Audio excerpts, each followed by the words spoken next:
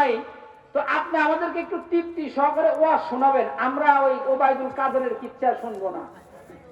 বুঝতে পারছেন? আচ্ছা বলেন, আমি কি জালেমদের ঠেলা দেইনি? এই আমার ওয়াজের মধ্যে ঠেলা নাই, তো তাহলে খালি ঠেলাই দিব, তাহলে আমার আত্মার খোরাক কি? এই প্রশ্ন করার উত্তর আমরা না শুনে যাবি, কে হাত তুলেন? সবাই শুনে যাবেন তো ইনশাল্লাহ? মাঝখানে যদি একটু বিরক্ত করি রাগ হবেন। আমি এই দুইটা প্রশ্ন করছি, এর উত্তর দিব, লাস্টে একটা মজা আছে।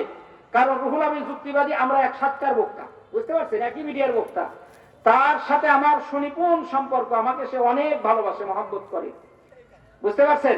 তার সাথে প্রতি বছরে এমন অনেক প্রোগ্রাম আল্লাহ তাআলা করার তৌফিক দান করেন, আমরা করি একসাথে।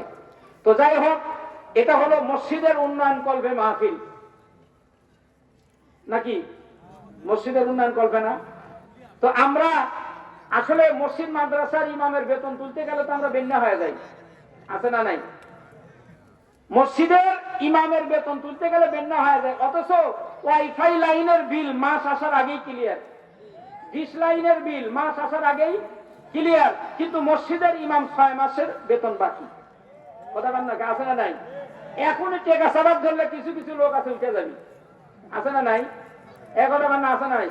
যে উঠবি মনে করবেন ওরও 6 মাসের বেতন বাকি আছে মসজিদের ইমামের, পারবেন না? হ্যাঁ, ওরও 6 মাসের বেতন বাকি আছে, উঠে যাবি।